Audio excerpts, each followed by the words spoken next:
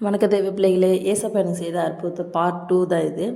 இதில் என்ன அப்படின்னு பார்த்தீங்கன்னா, நான் வந்து அந்த பார்ட் 1ல் சொல்லியிருப்பேன் என்னோடய எக்ஸாம் எப்படி எழுதுனேன்னு. அதுக்கு அடுத்து தான் இது. நானும் எக்ஸாம் எழுதி இன்டர்ன்ஷிப் முடிச்சாச்சு. ஸோ நாங்கள் ஜாபுக்கு போனோம். அப்போ நாங்கள் 29 மெம்பர்ஸ்.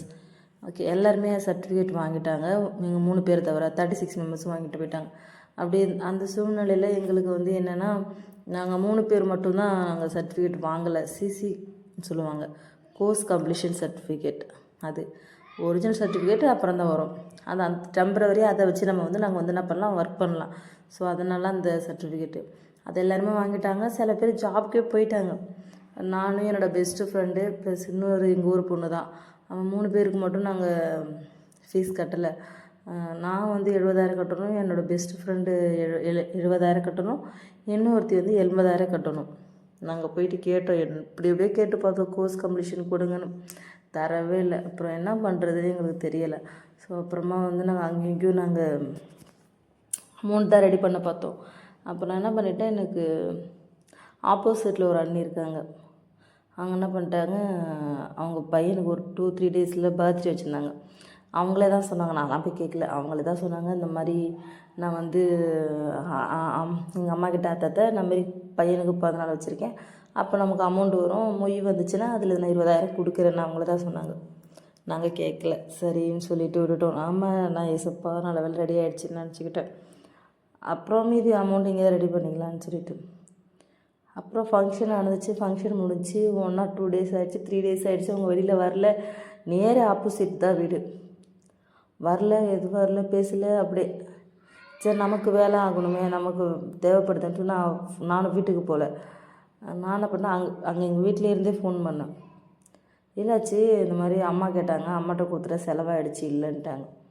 ஸோ பெரிய ஏமாற்றவங்க அது. எனக்கு சீரியஸாகவே எனக்கு வந்து நான் அம்மாலாம் போய் கேட்கல, அவங்களா தரேன்னு சொல்லிட்டு என்னை ஏமாற்றிட்டாங்க.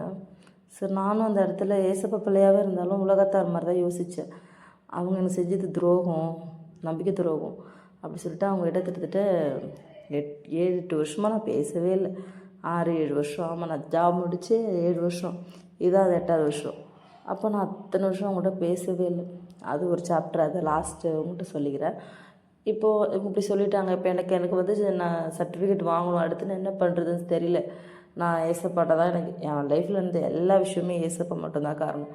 அப்படி இருக்கப்போ அப்புறம் எங்கள் பெரியாக்கா, என்னோடய நடாக்கா, அவங்க தான் ஜுவல்ஸு கொடுத்து ஹெல்ப் பண்ணாங்க. அதை நான் வாடகை வச்சு அதுக்கப்புறம் நான் ஜாபுக்கு போய் ஜாப் கிடைக்கலங்க.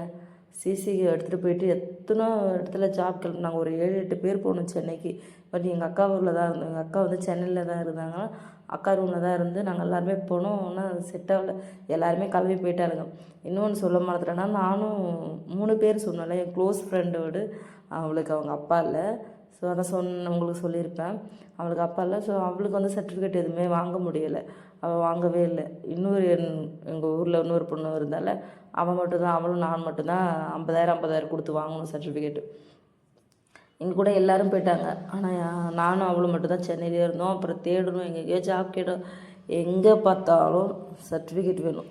இன்னும் ஒரு சில இடத்துல ரெஜிஸ்ட்ரேஷன் பண்ண சர்டிஃபிகேட்டு தான் வேணும் அப்படின்னு சொல்லிட்டாங்க. எங்களுக்கு என்ன பண்ணுறதுன்னு தெரில. அப்போ நாங்கள் தான் எங்கள் ஊரில் எங்கள் சொந்தக்கார பொண்ணு வந்து நாயுடுகால் பாண்டி பஜாரில் இருக்குது. அங்கே தான் போயிட்டு நாங்கள் கேட்டோம். நாங்கள் ஒரு பிளான் பண்ணோம், நமக்கு இப்போ எங்கேயும் வேலை கிடைக்காது சர்டிஃபிகேட் இல்லாமல். நம்ம பேலன்ஸ் அமௌண்ட் கட்டினா தான் அவங்க சர்டிஃபிகேட்டும் ரெடி பண்ணி தருவாங்க. அப்போ நம்ம என்ன பண்ண முடியும் அப்படின்னு யோசித்தோம்.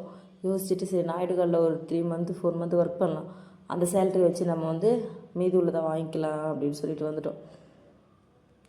அதேமாதிரி நாங்கள் நாயுடுகால் போனோம். நாயுடுகாலுக்கு ஜாப் ஃப்ரெண்ட் பாப்பா மூலியம் தான் போனோம். ஓகே ஆகிடுச்சு, எல்லாமே கொடுத்தோம், செஞ்சோம். எத்தனை வருஷம் வரைக்கும் இருப்பேன்னு கேட்டாங்க. சும்மா நாங்கள் போய் தான் சொன்னோம், 1 year இருப்போம் அப்படின்னு சொன்னோம். யாருக்கும் செய்ய மாட்டாங்க. எப்பயுமே வந்து அந்த ரூல்ஸ் அண்ட் ரெகுலேஷன் என்ன, அவங்கள 3 monthக்கு பயோமெட்ரி நம்ம வைக்கிறோம்ல, 3 monthக்கு அப்புறம் தான் ஒரு நம்ம நீங்களாம் பார்த்துருப்பீங்க, பெரிய பெரிய கடைகளில் போனால் நம்ம சேரீக்கு வாங்கினோன்னா அங்கே சேல்ஸ் பண்ணுறவங்க அவங்க நம்பர் ஒன்று கொடுத்துருப்பாங்க. அந்த நம்பரை நோட் பண்ணுவாங்க. அதாவது எத்தனை இது அவங்க சேல்ஸ் பண்ணுறவங்களோ அத்தனை இதுக்கு அவங்க நம்பர் விடும். அதில் அவங்களுக்கு இப்போ ஒரு 1000 ரூபா புடவைன்னா ஒரு 10 ரூபா 100 ரூபா அப்படி அந்த மாதிரி ஏறும். அந்த மாதிரி ஒரு நம்பர் கொடுப்பாங்களா, அதுக்கு எனக்கு சரியாக ஞாபகம் இல்லை அது பேர் என்னன்னு.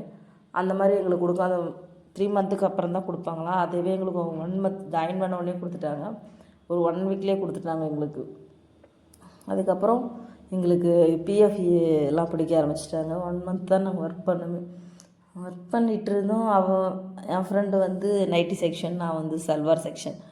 ஸோ ஃபுல்லாக அங்கே காஸ்ட்லியாக உள்ளவங்க தான் வருவாங்க. நின்றுக்கிட்டே இருக்கணுங்க. உண்மையாக அவங்கெல்லாம் வேலை பார்க்குறவங்களாம் ரொம்ப கஷ்டம். நின்றுக்கிட்டே இருக்கணும். சீரியஸாக ரொம்ப கால் வலிக்கும். பட் மனசுக்கு பிடிச்ச வேலையாக இருந்துச்சுன்னா கூட ஒன்றும் நமக்கு தெரியாது. அங்கே போயிட்டு எனக்கு ரொம்பவே கஷ்டமாக இருந்துச்சு.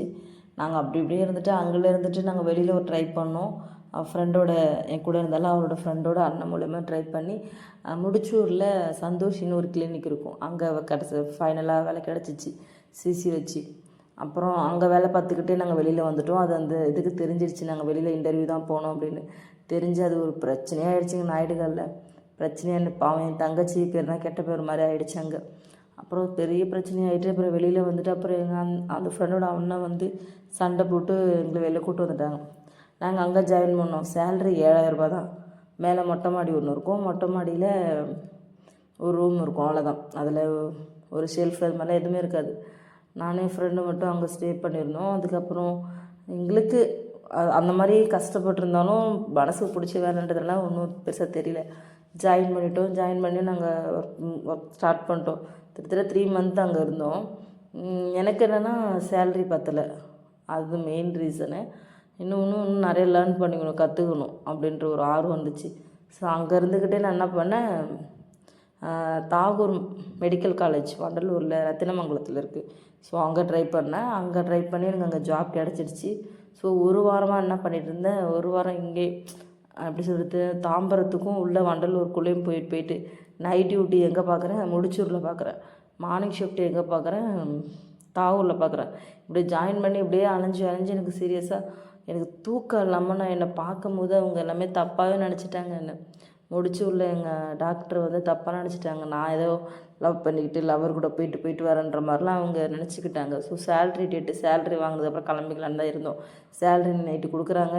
மேடம் அப்படியே கேட்டாங்க, உங்கள் அக்கா வீட்டுக்கு போயிட்டு வரேன்னு சொல்லிட்டு வரும்போது பார்த்தா அக்கா வீட்டுக்கு போயிட்டு வர மாதிரி ஃப்ரெஷ்ஷாக வர மாட்டேற, டயர்டாக வர அப்படின்ற ஒரு மாதிரியே பேசிட்டாங்க. எனக்கு மனசு ரொம்ப கஷ்டமாயிடுச்சு. நம்ம எந்த நிலமையில இருக்கோம், எப்படி ஏன்னா ஒரு ஹாஸ்பிட்டல்லேருந்து இன்னொரு ஹாஸ்பிட்டலில் லீகல் எல்லாமே இல்லீகலாக தானே நம்ம ஜாப் ஜாயின் பண்ணியிருக்கோம்.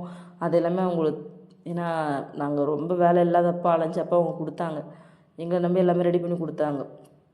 அப்படின்றப்ப அவங்க ஒரு மாதிரி பேசிட்டாங்க. சேலரி வாங்கிட்டு நான் ரொம்ப அழுதேன்.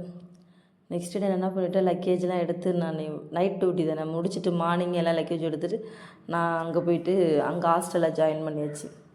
ஸோ அந்த மாதிரி ஒரு கெட்ட பேரோடு தான் அந்த ஹாஸ்பிட்டலேருந்து வெளில வந்தேன். ஆனால் ஏசப்பாவுக்கு தெரியும் நாங்கள் என்ன நடந்துச்சின்னு. அந்த மாதிரி ஒரு கெட்ட பேரோடு தான் வந்தேன். அதுக்கடுத்து பார்ட் 3ல் நடந்தது அப்புறம் சொல்கிறேன்.